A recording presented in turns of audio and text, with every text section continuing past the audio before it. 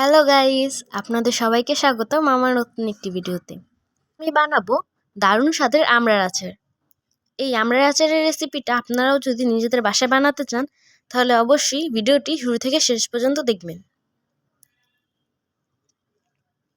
এখানে আমি আমড়া নিয়ে নিয়েছি 2 কেজি। এখন এই আমড়াগুলোকে ভালো করে খোসা ছাড়িয়ে নিব।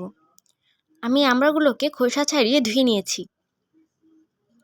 এখন এগুলোকে আঠি ছাড়িয়ে কেটে নিব। ভিডিওতে দেখে হয়তো বুঝতেই পারছেন যে আমি কিভাবে আমড়াগুলোকে কেটে নিয়েছি। এখন এখানে দিয়ে দিব 2 চামচ পরিমাণ লবণ আর শুকনা মরিচ গুঁড়া দিয়ে দিব 2 চামচ।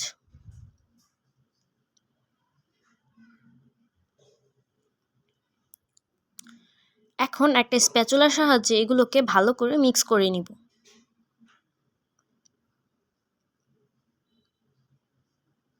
আমড়াটা মিশানো হয়ে গেলে এটাকে একটা সাইডে রেখে দিব। অন্য একটা বাটিতে এখানে আমি নিয়ে নিয়েছি 7-8 কোয়া রসুন, 2 টেবিল স্পুন ধনিয়া এখানে দিয়ে দিব। এখন এখানে দিয়ে দেব 2 টেবিল স্পুন পরিমাণে 5 ফোড়ন আর 2 টেবিল স্পুন সরিষা। আমি সরিষাটাকে আগেই ধুয়ে নিয়েছি। আর এখানে 7-8টার মতো শুকনা মরিচ দিয়ে এগুলোকে একটা পেস্ট বানিয়ে নিব। চুলায় একটা হাঁড়ি বসিয়ে এখানে আমি সরিষা তেল দিয়ে দিচ্ছি 1 কাপ। অবশ্যই সরিষা তেল দিয়ে আচারটা তৈরি করার চেষ্টা করবেন। তেলটা একটু গরম হলে এখানে দিয়ে দিব 3-4 কোয়া রসুন, শুকনা মরিচ 5-6টা, এলাচ দিয়ে দিব 10টার মতো আর কিছু দারুচিনি। এখন এগুলোকে একটু হালকা ভেজে নিব।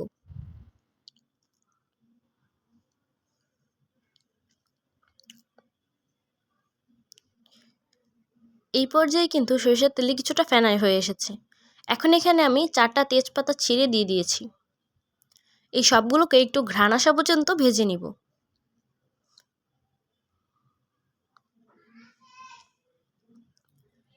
এখন আগের থেকে যে পেস্টটা তৈরি করে রেখেছিলাম সেটাকে এখানে দিয়ে দিব।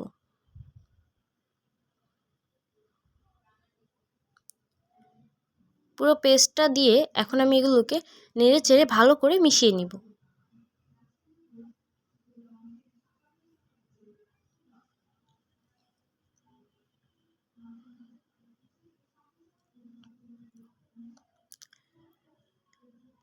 এখন এই সব কিছুকে একসাথে ভালো করে নেড়ে চেড়ে মিশিয়ে নিব এবং এগুলোকে একটু কষিয়ে নিতে হবে। এই পর্যায়ে আমি এখানে হলুদ গুঁড়া দিয়ে দিচ্ছি 1 চামচ। হলুদ গুঁড়োটা দিয়ে ভালো করে মিশিয়ে আবারও এটাকে কষিয়ে নিব।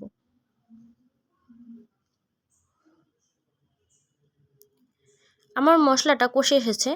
এই পর্যায়ে আমি আগের থেকে মাখিয়ে রাখা আমড়াগুলোকে এখানে দিয়ে দিব। সবগুলো আমড়া দিয়ে এই মশলার সাথে আমড়াগুলোকে ভালো করে মিশিয়ে নিব।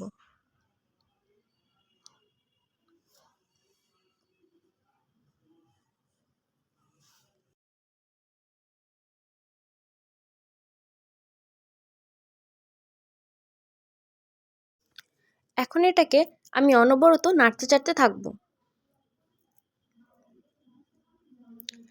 নাড়তে নাড়তে যখন একটু নরম হয়ে যাবে এই পর্যায়ে আমি এখানে একটা সিক্রেট ইনগ্রেডিয়েন্টস দিয়ে দিব, সেটা হলো তেঁতুলের কাঁধ। এখানে আমি 1/2 কাপ তেঁতুলের কাঁধ নিয়েছি। তেঁতুলের কাঠটা কিন্তু অবশ্যই দেওয়ার চেষ্টা করবেন। আর চিনি দিয়ে দিব 1 কাপ পরিমাণ।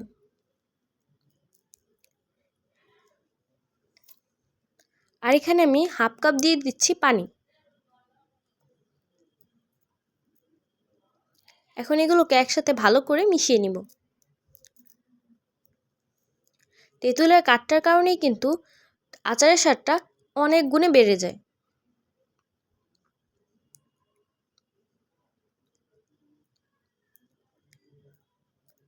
এই আমড়ার আচারটা কিন্তু সব খাবারের সাথে অনেক ভালো মানায়।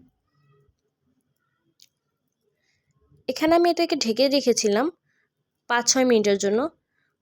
আর আমড়ার পানিতে কিছুটা বলক চলে এসেছে। এখন আমি ঢাকনা খুলে নিয়েছি আর একটু নেড়ে চেড়ে নিব। হালকা একটু নেড়ে চেড়ে আবারও ঢাকনা দিয়ে ঢেকে রেখে দিব। কিছুক্ষণ পরে ঢাকনাটা খুলে নিব। এখন কিন্তু আমড়াটা অনেকটাই সেদ্ধ হয়ে এসেছে। আচারটা কিন্তু আমি মিডিয়াম আঁচে রান্না করেছি। এখন এটাকে আরেকবার একটু নেড়ে চেড়ে নিব।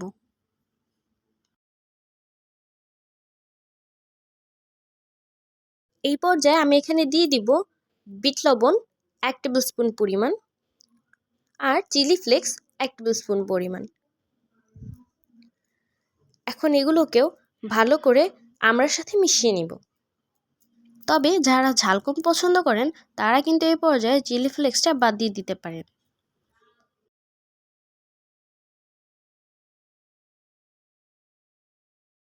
আরও কিছুটা নেড়ে চেড়ে রান্না যখন প্রায় শেষ পর্যায়ে চলে আসবে, এই পর্যায়ে আমি এখানে দিয়ে দিব 1 টেবিল স্পুন পরিমাণ ভিনেগার।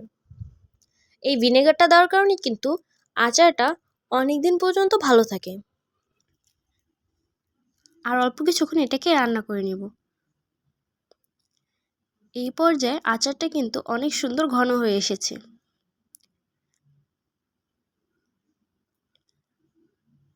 আমার আচারটা হয়ে গেছে। এখন আমি এটাকে চুলা থেকে নামিয়ে নিব।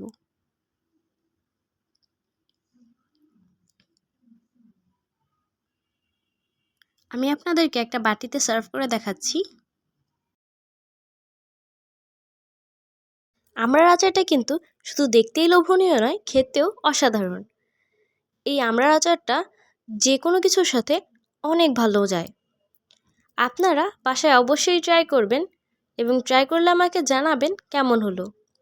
ভিডিওটি ভালো লাগলে লাইক করে দিবেন আর সাবস্ক্রাইব করে আমার পাশেই থাকবেন। আল্লাহ হাফেজ।